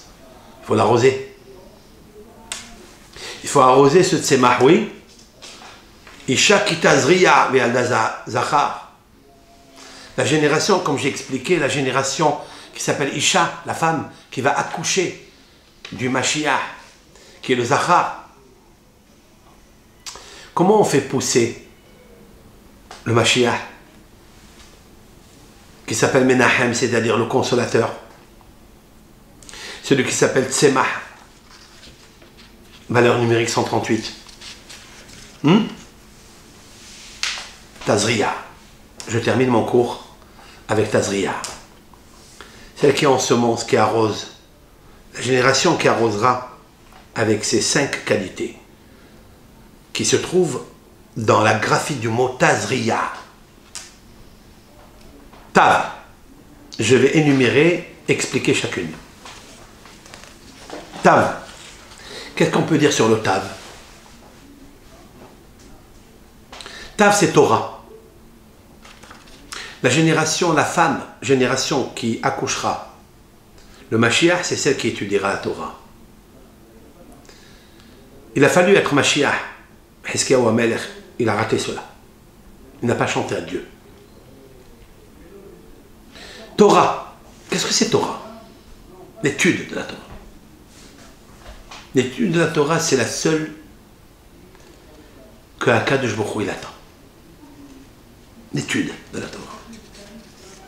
Combien il faut rehausser l'étude de la Torah? David HaMelech, il a dit dans les psaumes,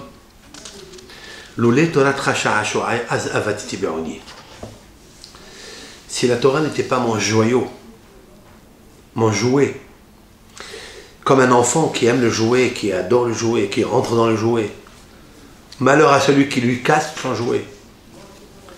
Si j'avais pas l'étude de la Torah, au nom de la génération entière, au nom des décennies, avant et après, s'il n'y a pas la Torah, alors je me serais perdu, évanoui, disparu dans les exils.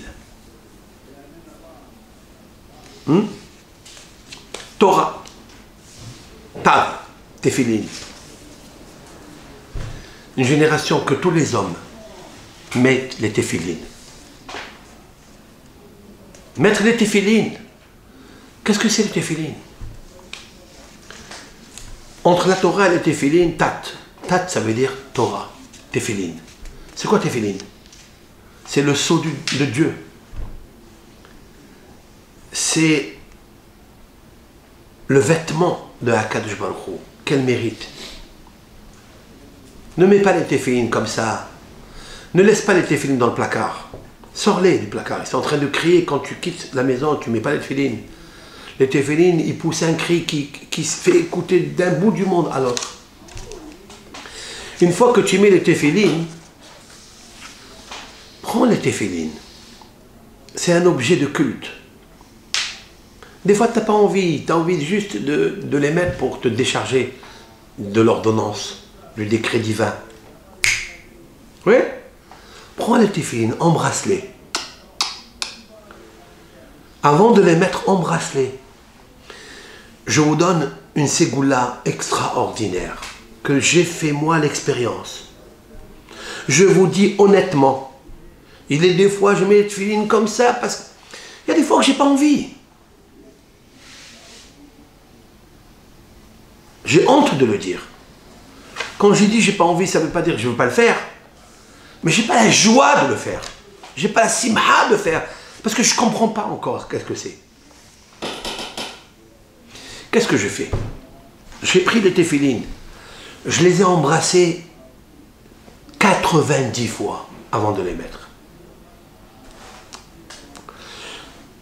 Je me suis attelé à aimer, à m'éduquer à aimer cette chose-là. Ça a réveillé en moi un cœur tendre, obéissant, aimant. Moi, je dis cette ségoula, il faut la faire même dans le couple.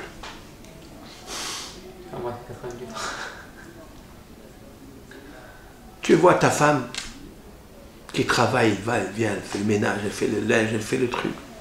Toi, tu viens, tu étudies ou tu travailles, tu rentres à la maison comme si rien ne s'est passé. Et des fois, elle attend quelque chose. Et tu ne le dis pas. Et là, on est tous dans le même problème. Il n'y a pas d'ange ici. Ça n'existe pas un ange. Il rentre, il fait le kavod. Ça n'existe pas. Ah, on est tous occupés à notre égoïsme. Même étudier la Torah, tu la fais pas bien, c'est un égoïsme aussi. Tu peux monter, mais alors, tu as laissé derrière toi qui? La femme de ménage? Tu rentres à la maison, excusez-moi, hein, avec pudeur. Ici, sur le cerveau, tu embrasses ici 90 fois. Ça m'est jamais arrivé, hein. J'ai jamais fait. Mais j'aimerais tellement le faire. Comme j'embrasse cette téphiline ici, j'ai mis une téphiline ici dans le cerveau, oui. Tu embrasses là, 90 fois. Là. Ah.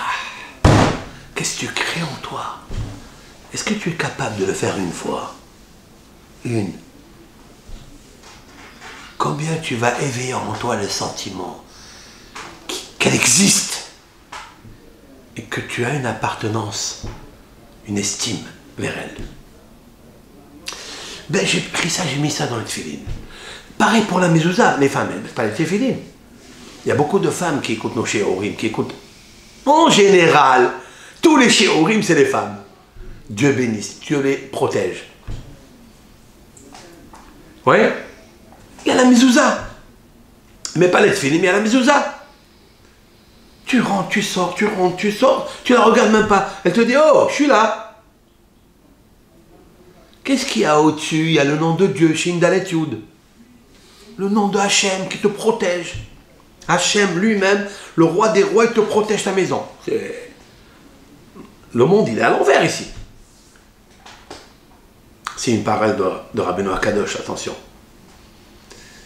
Antonin, le roi Antonin, avait offert un cadeau à Rabbeinu Akadosh, qui était son camarade d'études, qui s'est converti après au judaïsme. Il est descendant de Esav. Et Antonin lui envoie un cadeau magnifique à Rabbeinu Akadosh, qui n'avait pas besoin, qui était immensément riche. Et Rabbeinu Akadosh lui envoie un cadeau. Quoi? Une mezouza. Antonin, il s'est un peu vexé. Il lui écrit, il lui dit quoi? Moi je t'envoie quelque chose d'extraordinaire, tu m'envoies quoi? Un mot de parchemin? Il y a marqué Shema Israël, Hachem Elokeinu, Hachem Echad. Tu aimeras l'Éternel ton Dieu. Qu'est-ce que c'est ça? Alors Rabbeinu Akadosh, il lui répond. Il lui a dit, toi tu m'as envoyé un bijou que moi je dois mettre des gardiens pour le garder. Qu'on me le vole. Mais moi je t'ai envoyé un petit cadeau que c'est lui le roi qui va te garder. Nous avons le roi qui est à la porte de notre poteau. On rentre, on sort, on le regarde même pas. Mets ta main dessus.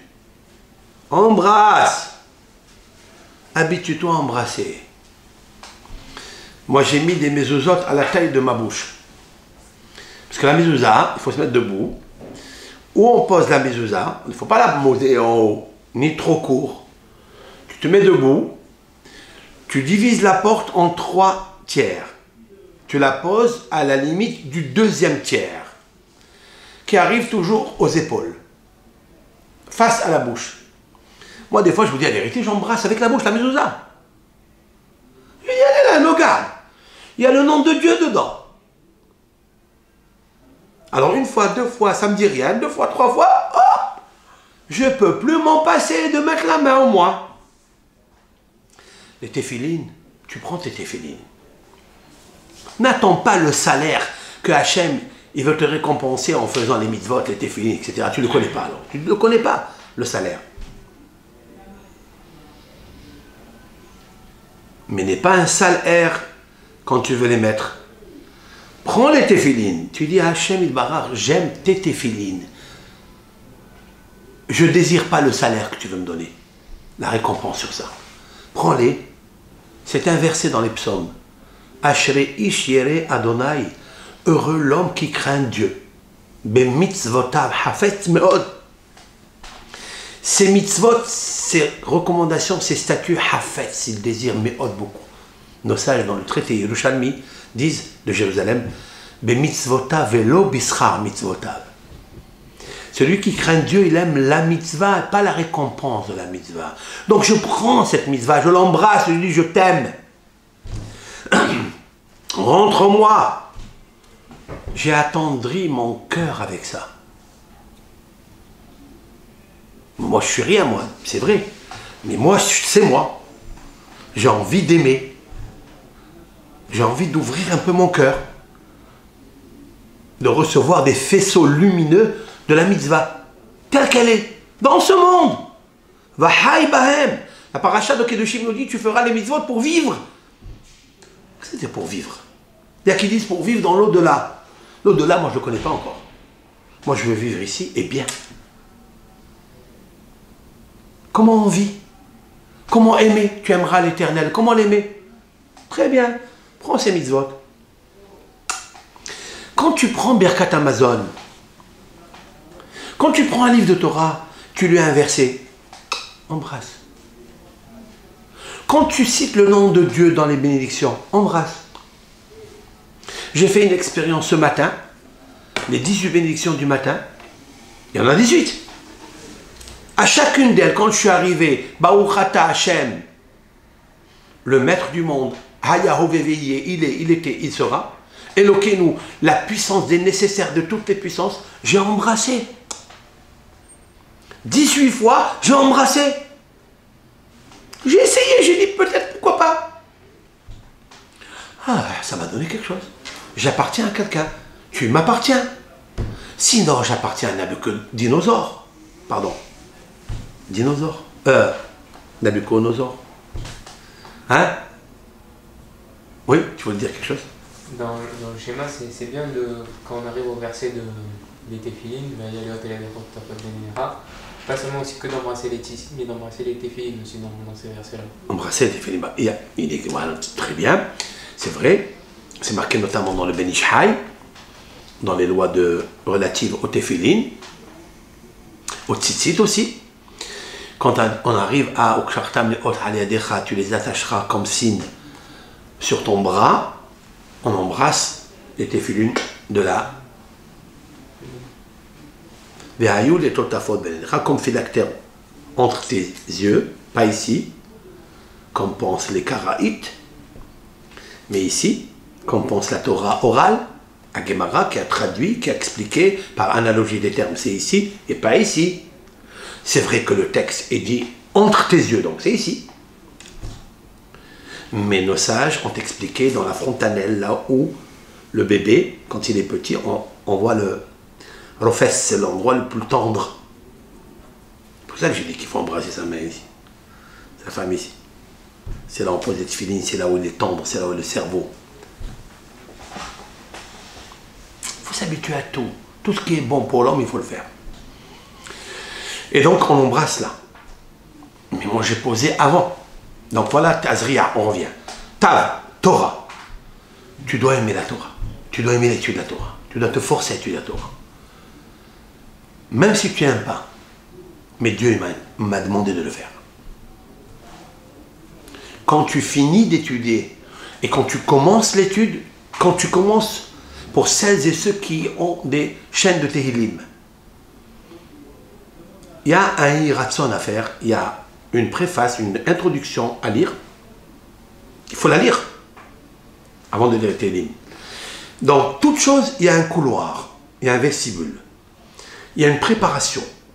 Il y a une préparation, il y a que les paroles de David Ameller, qu'il a investi dans les Tehillim, eh bien, elle émerge au moment de ma lecture, qu'elle fasse en moi un réveil de l'âme, un réveil de 365 nerfs, 20 vaisseaux dans mon corps, des 248 os qui ont en moi, que je m'attache avec les tzadikim.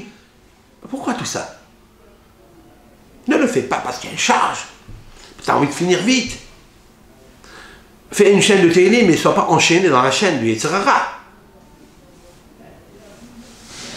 Tu dois faire ça pour éveiller en toi la grandeur de la chose. C'est grand, c'est immense.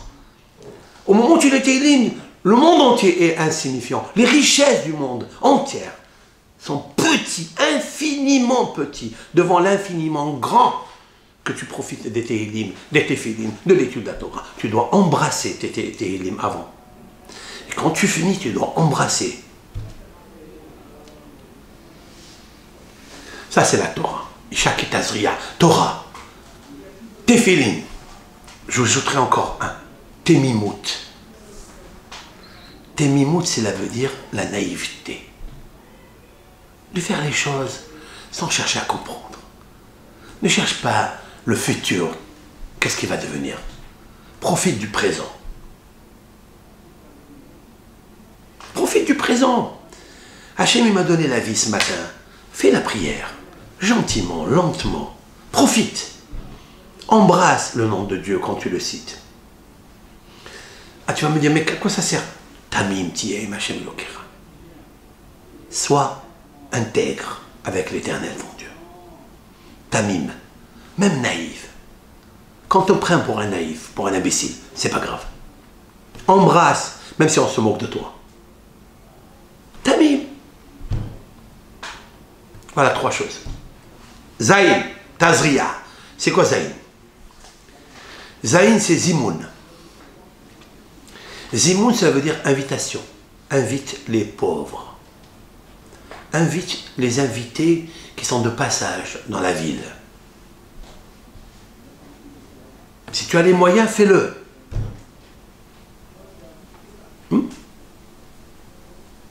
Zimoun.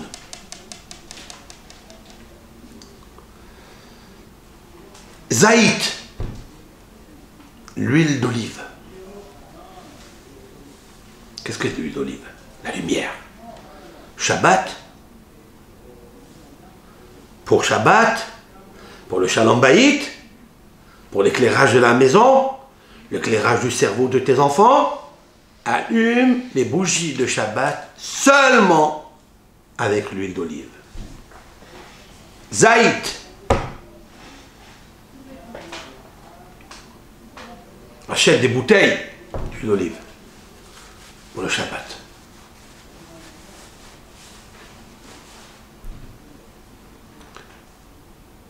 Tu veux avoir Zikaron? Zaït. Zikaron. Souvenir. Tu veux avoir un memento? Un souvenir? Zaït. Fais-le avec l'huile d'olive. Hachou meod. On connaît ce que confère l'huile d'olive. Les miracles. Hanouka. Etc. Prends un peu d'huile d'olive tous les matins, écoute-moi bien, sans bénédiction. Sans bénédiction, tu le manges. Sans bénédiction, tu le manges. Tu verras.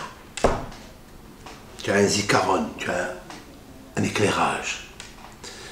Prends un peu aussi, tu le mets sur ton front ici, sur la fontanelle. Un peu d'huile d'olive. C'est un peu gras, c'est vrai, pour l'esthétique, mais pour l'éthique, c'est la meilleure tactique. Tu le mets là. Plus d'huile d'olive. Tu me diras quelque chose. Ça, c'est le zaïd. Resh. Il y a 2 choses dans Resh. Rina. Rina, c'est la chanson. Chante à Hachem. Dis-lui, Hachem, je te chante. De toute façon, il ne faut jamais garder tout en soi. Il faut expulser. Sors les paroles. Chante à Hachem.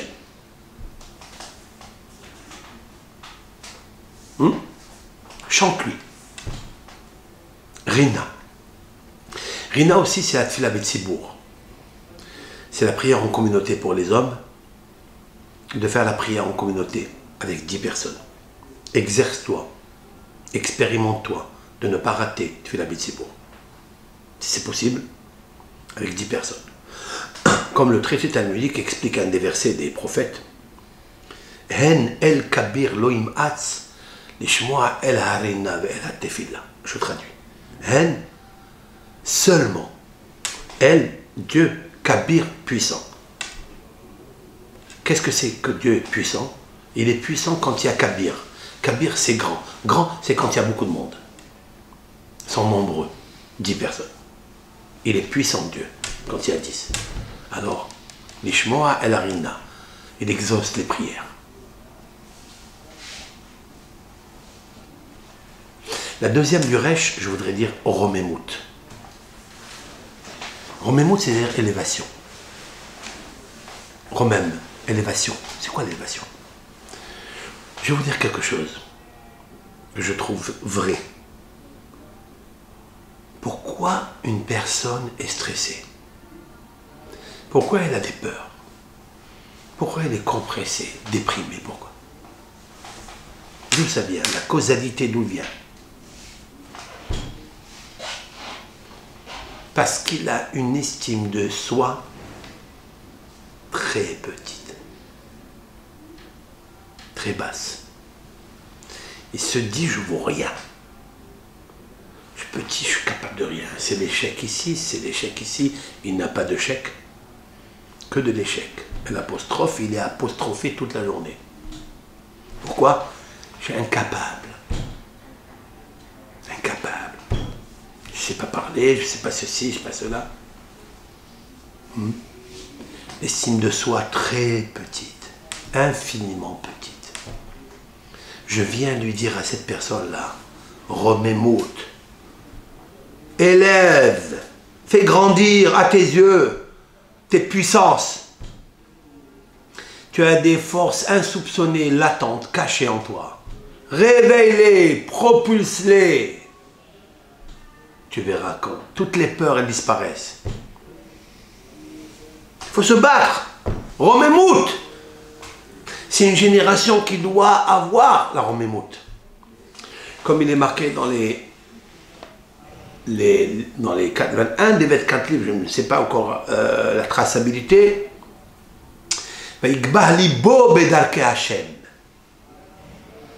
Et son cœur s'est enorgueilli parce qu'il pratique les chemins de Hachem.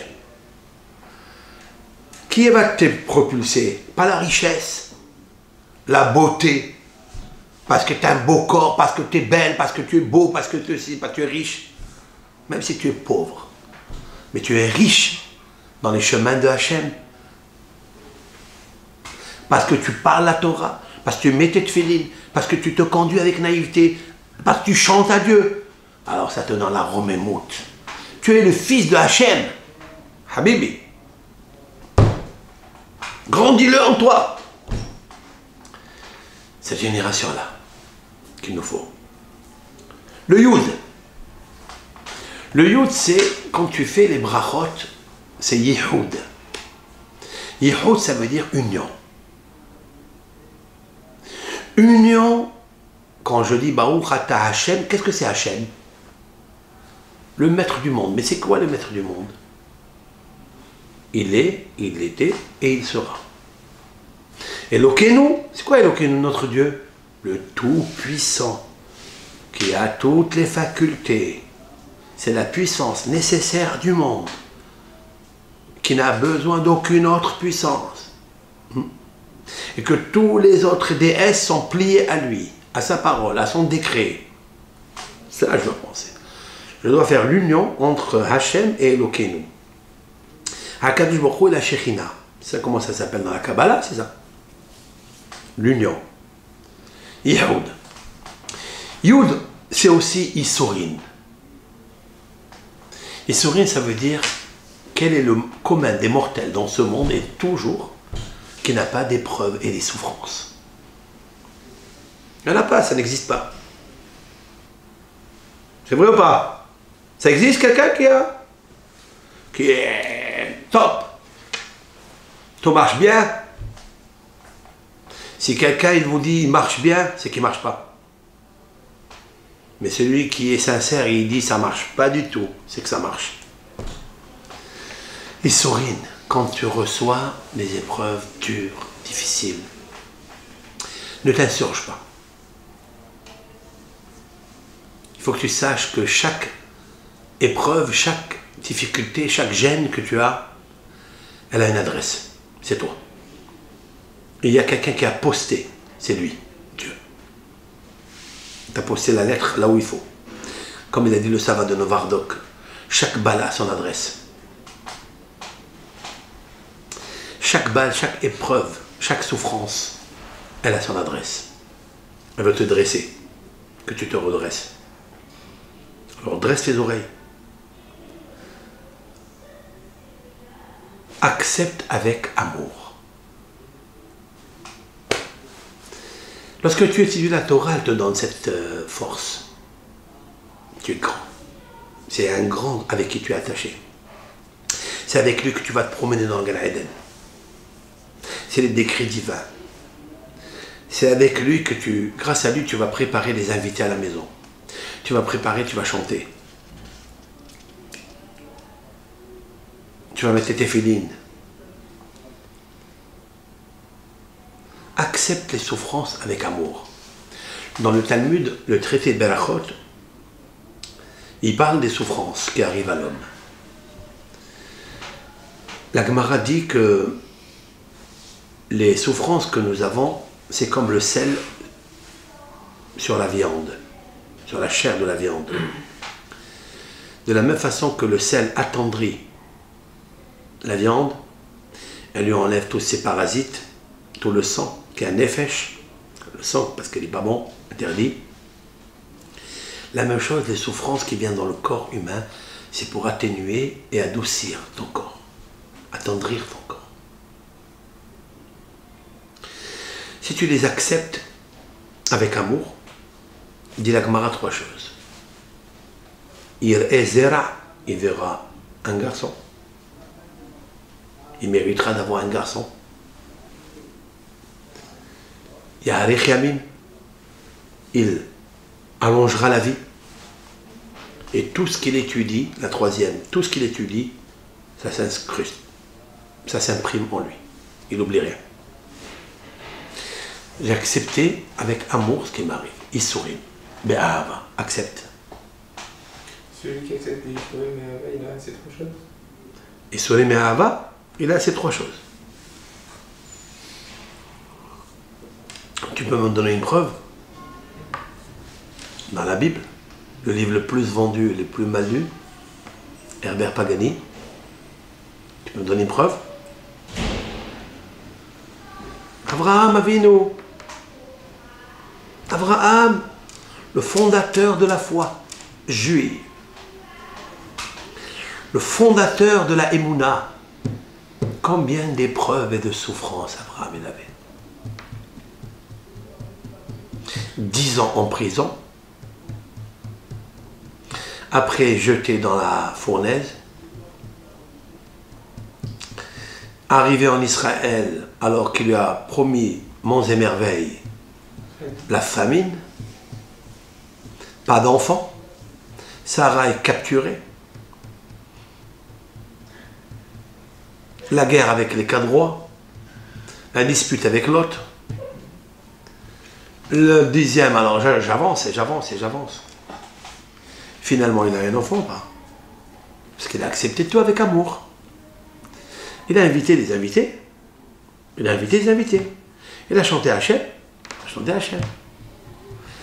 Il a eu un enfant. Mais s'il a un enfant à l'âge de 100 ans, le petit, il a 1 jour. Entre 100 ans et 1 jour, il ne va pas profiter de son fils, non? Qu'est-ce qu'il a fait avec le Bourou? Il lui a prolongé encore 75 ans. 175 ans. Pour qu'il puisse voir son fils grandir. Il a eu un garçon. Il aisera. Mais il aisera avoir un enfant à sa vieillesse, à quoi bon? Yarech Yamim, il a prolongé la vie. Il a circoncis son fils. Il a marié son fils. Il a donné un petit-fils, Yaakov. Et Yaakov a étudié avec Abraham 15 ans. C'est écrit dans un midrash que rapporte le Rav Hida, de mémoire bénie, mon maître par excellence. Dans son livre intitulé Le miel à ma bouche, des vaches les filles. Le miel à ma bouche, il apporte un midrash que Avraham, Yitzhak, Yaakov, ensemble, ils ont étudié dans la caverne de Marpella 15 ans ensemble. Grâce à quoi? J'ai des souffrances. Mais comme je sais que le fondement du monde, c'est l'Éternel, j'accepte de lui avec joie. Et je lui dis, je t'aime. Et quand tu cites son nom dans la prière, tu l'embrasses. Quand tu passes devant la maison, tu embrasses. Quand tu mets tes téphilines, tu embrasses. 1, 2, 3, jusqu'à que le miel il rentre dans ton cœur. Il fait évacuer, expulser le fiel. Issourin, Yud. Qu'est-ce qui nous manque maintenant? Le Aïn. J'ai traduit Tazria, Tav, Téphilin, Torah, Temimut, naïveté. Après, Zaïn, Zimoun, Zemer, chanson. Après, Resh. Hein? Zaïd aussi, l'huile d'olive. Oui, Ewa. Resh, Tefila Betsibour, Rina. Après, Yud, Issourin, Be'ava, avec joie, avec Simha. Ihoud, l'unicité de Dieu dans tes prières. Baruch Ata Hashem, prends le temps, s'il te plaît. Prends le temps. Baruch Ata Hashem, Yud Ke Vav Ke, Hayahu Vehiye, il est l'omniprésence. Tu dois penser à ça. Elokeinu, le puissant, je me confie à la forteresse. Ihoud, l'union. Dans ton union, tu auras un enfant. Et après le Aïn, c'est Anava, modestie, Anava, humilité. Voilà, les difficiles là. Hein? Alors pour l'humilité, je vais faire un cours maintenant, prochain numéro, si Dieu veut, par rapport à l'humilité. Alors j'ai expliqué avec ça le pasouk, le verset, Isha ki tazria ve'yalda zachar. Une femme, c'est-à-dire une génération, qui a à l'instar de la femme qui accouche, lorsqu'elle pratiquera Kitazria, elle s'aimera, elle s'investira dans la graphie du mot Tazria que comporte Temimut, Torah, Tefila, Tehilim, etc. Zaïn, Zimoun, invité, chanter, Zemer, chanter. Après le reste, jusqu'à Anava, Veyalda Zachar, elle accouchera le garçon qui est tant attendu, le Mashiach qui est derrière lui, il n'y a plus personne. Le temple, le troisième, et derrière lui, pas de destruction. Si on se concentre sur ces 5 choses, qui sont subdivisées par plusieurs ramifications, ben on arrive à Mashiach Tzidkenu. On reviendra à « je me promènerai avec toi dans le Gan Eden ». Maintenant, tout ça, c'est beau, mais c'est des blabla, blabla, blabla, bla. Comme d'habitude. Mais on va avancer doucement. Je ne peux pas dire que c'est pas possible. Parce que si j'en parle, et il y a eu des décennies de rabbins, docteurs en philosophie, en Kabbalah, en Torah, en Talmud, qui ont écrit des livres merveilleux, des conseils merveilleux, par le biais de notre prophète Moshe Rabbeinu au Mont Sinaï, par décret divin, pas par logique ou par intelligence ou par amour. Même quand ça te fait mal, tu dois le faire. Et Ratson, que Akadosh Baruch Hu nous aide. Toujours on a besoin de toi, Hachem. J'ai besoin de toi que tu me donnes le sourire. J'ai besoin que tu mettes dans mon cœur ton amour, comme ta volonté, pas comme ma volonté. La asot retzonecha ki retzonecha. Faire ta volonté comme tu le veux, toi, pas ki retzoni comme ma volonté.